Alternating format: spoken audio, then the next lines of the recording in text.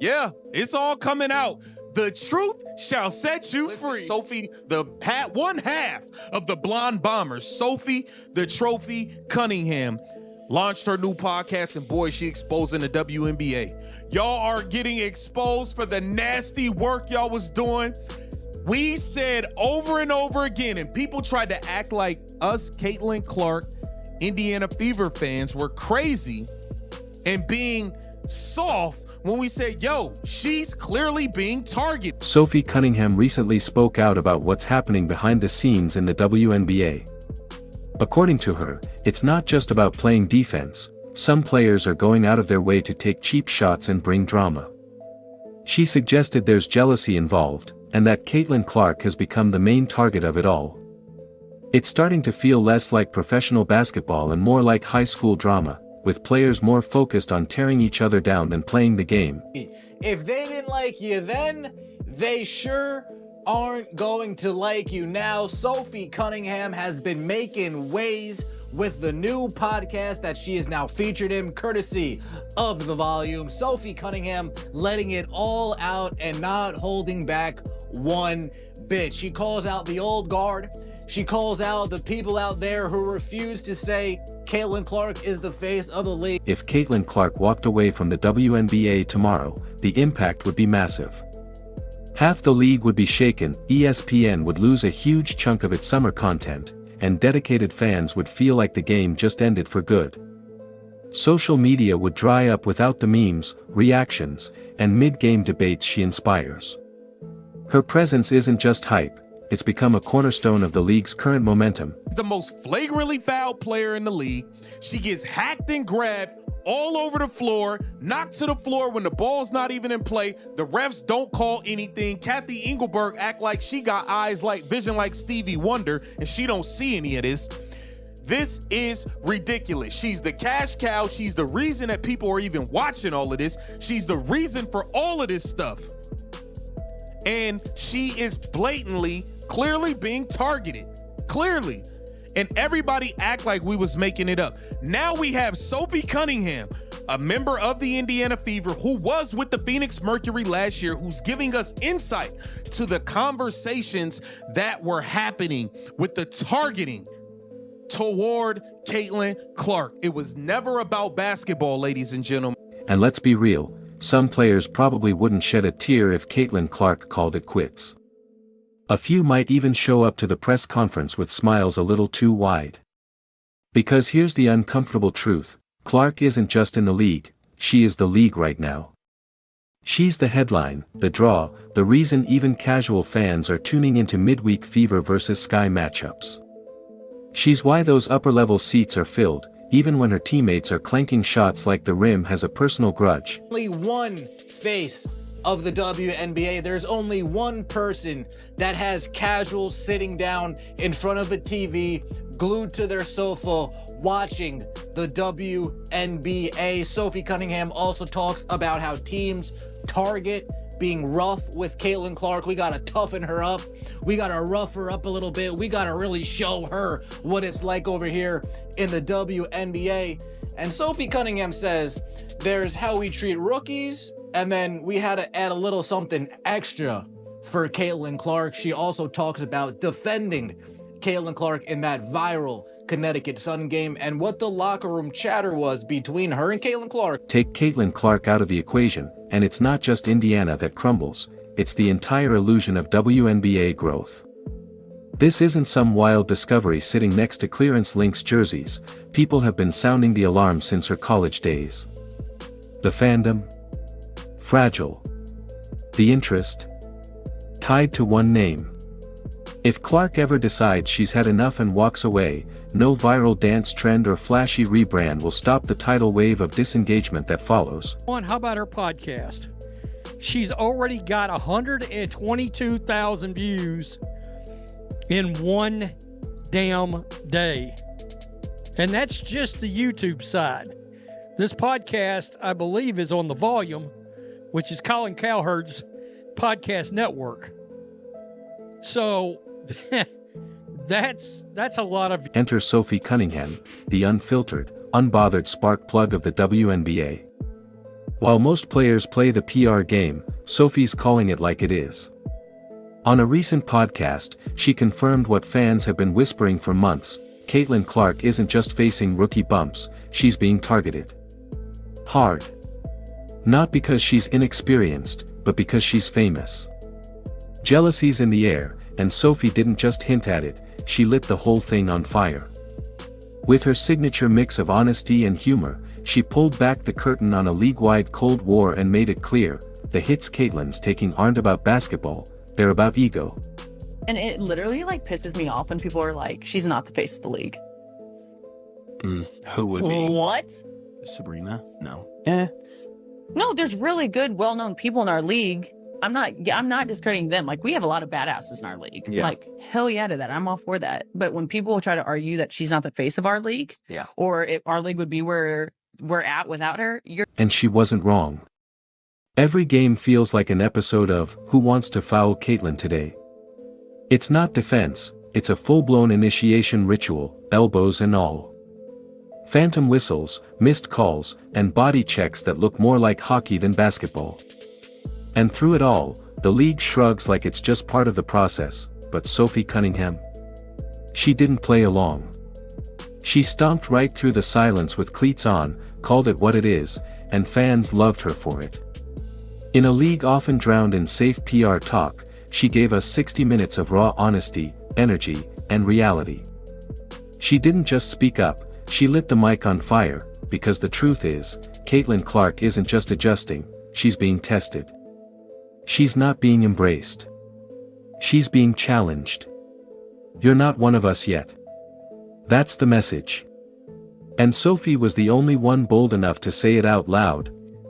This Caitlin Clark friendship, like a cow. She was on somebody's podcast and said, when people try to argue she's not the face of the league, you're dumb as shit. Now, mind you, face of the league and most popular are two different things. I don't think she's the face of the league, but I think she's the most popular in some sections. Exactly, that's the contradiction Sophie called out with surgical precision. The WNBA is using Caitlin Clark like it's MVP of marketing, front and center on ads, game promos, press junkets, you name it. She's the face of the league, like it or not. But when it comes to how she's treated on the court, suddenly everyone gets amnesia. It's like hyping her up to sell out arenas, then acting shocked when people notice she's being targeted like a piñata at a birthday party. You don't get to put her on billboards and ignore when she's getting bodied every night. That's not balance, it's exploitation. And Sophie? She blew that curtain wide open. No filter, no fluff, just facts, with jokes. She's not just a player, she's a walking highlight and a mic drop machine. The WNBA needs more voices like hers, players unafraid to say the quiet part out loud and actually entertain while doing it, because if the league wants to ride Caitlin's wave, it has to protect the surfer, not just sell the surfboards. Shout out to Sophie Cunningham, aka the Pink Power Ranger, and Wes Wilson. They have a podcast called Show Me Something that they just launched. And yeah, I'm tuned in. So look, what we all been witnessing right before our eyes about our precious CC, my precious CC, Caitlin Clark. For the ones who didn't know. So basically, she was saying that when they was preparing, when she was on the other team before she came to the Indiana Fever, we talking about Sophie Cunningham.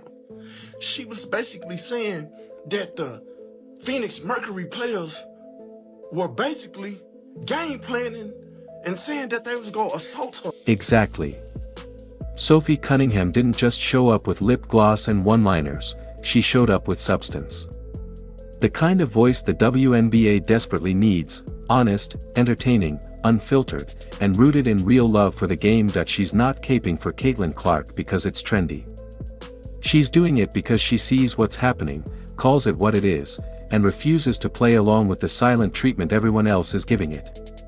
And when a player like Sophie, who actually hoops, actually gets it, speaks up, it hits different, because if Caitlin walks away, this isn't just about one player leaving. It's about the spotlight disappearing, the momentum dying, and a league that's just starting to bubble over suddenly cooling back down.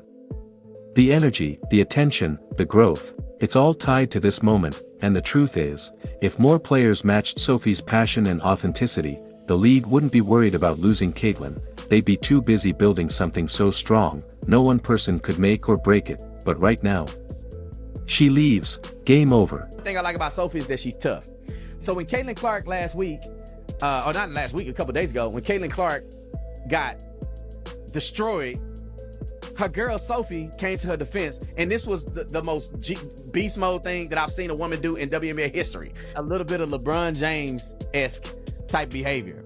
LeBron James literally flops every time somebody touch him. And I think that Caitlin Clark flopped a little bit. I'm just saying, she kind of drastic. You know, her eyes, oh, my eyeballs. And then they hit her, she fly across the, I don't think that girl that's number 3 ain't that strong. Exactly. Sophie Cunningham didn't just speak, she detonated the truth bomb the WNBA's been dodging for months. She cracked the surface tension of a league acting like everything's fine while one of its biggest stars gets treated like a piñata on national TV, and yeah, we do need more players like Sophie, players who aren't afraid to call out the nonsense, who care enough to rock the boat because they actually want to keep it afloat. Because the drama around Caitlin Clark isn't rookie hazing anymore. It's targeted, it's obvious, and it's damaging. The league is walking a tightrope, cashing in on Caitlin's name, face, and fans, while letting her get battered game after game. That kind of hypocrisy isn't just unfair, it's unsustainable. So yes, for now, Caitlin's still showing up. Still taking the hits. Still carrying the ratings and the ticket sales and the entire narrative arc of a league that hasn't figured out how to protect its most valuable asset, but fans see it. We're watching, not just for the basketball, but for the madness. For the absurdity. For the moment someone finally steps in and says, enough. Until then, we've got Sophie. And a front row seat to the wildest subplot in pro sports. In this case, Sophie Cunningham is not afraid to tell it like it is. Aaliyah Boston, another member of the Fever, who has a podcast. I talked about that earlier. That launching with Candace Parker, Post Moves. And now Sophie Cunningham joins the list of WNBA players with a podcast or an outlet like that. Of course, there are plenty. Angel Reese has hers, and the Stud Buds have their platform. So there are plenty of WNBA stars with an outlet like that. And now Cunningham has Show Me Something with TV personality Wes Wilson. So the WNBA had the moment, the golden ticket, and somehow it's fumbling it in real time. New fans like you didn't stumble in by accident. You showed up with real interest, real excitement, ready to buy in. And instead of being welcomed, you're being treated like you're the problem for noticing the dysfunction. The league is out here pushing away the very momentum it begged for. Caitlin Clark brought eyes, buzz, ratings, sold out arenas. She gave them the mainstream relevance they've been chasing for decades, and how do they respond? By letting her get clobbered, gaslighting the backlash, and calling it just basketball. It's not just frustrating, it's self-sabotage. The WNBA has the talent, the legacy, the cultural moment. And yet, they're managing to make being a fan feel like a mistake that you're not wrong for questioning it. You're not alone. The merch should come with a return policy, not because the players aren't worth it, but because the leadership is acting like they don't want your support unless it comes without criticism or expectations. So yeah, you're this close to walking away, and unless something changes, a lot more will follow, and the real tragedy, they won't even see it coming. Some of that is exactly what Sophie said, but I also think that she's defined herself as the enforcer now, and I think the fact that her teammates have her back and they're going to stand up for her is what they've been waiting for. Question is, will the rat? Which is exactly why Sophie Cunningham has officially become Caitlin Clark's enforcer, not a sidekick, not a hype woman, but a full-blown, old-school hockey-style bodyguard. You come for CC, Sophie's already lacing up, ready to charge like she's getting paid by the bruise. 1 minute, she's hitting threes with a grin. The next, she's verbally suplexing the league on a podcast with perfectly timed rants. And somehow, she's having the time of her life doing it, like she's been waiting for the day she could roast fake allies and check bitter vets who can't handle Gen Z running the show without asking for permission. A spicy chicken sandwich collab. Easy. Sophie takes a bite, smirks, and says, "This hits harder than the Connecticut Sun." Marketing gold. Pro wrestling crossover. Absolutely. Picture her storming into a packed arena, elbow pads on, mic in hand, ready to call out every player who's ever whispered "overrated" behind Caitlyn's back. Crowd goes wild. Someone faints. Legends are born. Want it trimmed down for a post or caption? You have seen players in our league try to like toughen up Caitlyn. We call her CC. For even when I wasn't on her team, like I know the talks that Phoenix had in the locker room of like, no, we're gonna prove her, we're gonna show her what the W really is. You know what I mean? And like I get it to a certain extent, and like every rookie coming into the league, that's how you're gonna treat them. But there's just more for her. So it's her second year. And like now being on her team and like seeing it, I'm like, what are people doing? Like actually it's just too much. And now look at the result. Not cool. Sophie Cunningham's podcast volume. Naturally rising.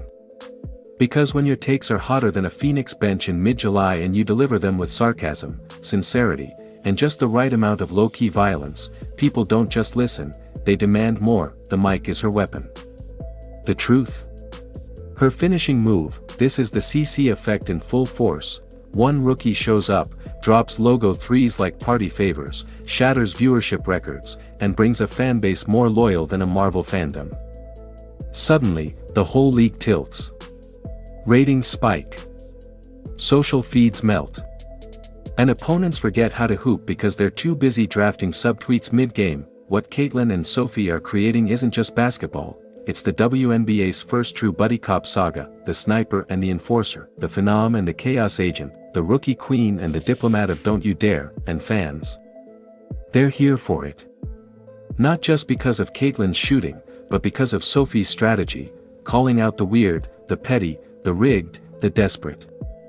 She's saying what everyone sees, while dropping buckets, roasting the nonsense, and rolling her eyes so hard they qualify as satellite signals. That it's not just entertaining, it's necessary. Sophie Cunningham just confirmed what we already knew, but putting it out there on paper that the WNBA players purposely target Caitlin Clark in a different way than all the other players. Now, Sophie, as we know, was not on our team last year and was with the Phoenix Mercury, and this is what she had to say about players targeting Caitlin. The WNBA says it wants growth, but it's resisting the very forces pulling it forward. Meanwhile, Sophie Cunningham isn't just clapping back, she's monetizing the backlash. While others play it safe, she's stacking side quests, viral sound bites, and sandwich deals into a legacy. She's turning loyalty into leverage. Friendship into franchise, because here's the truth the league forgot, fans don't just crave dunks, they crave stories. Heroes.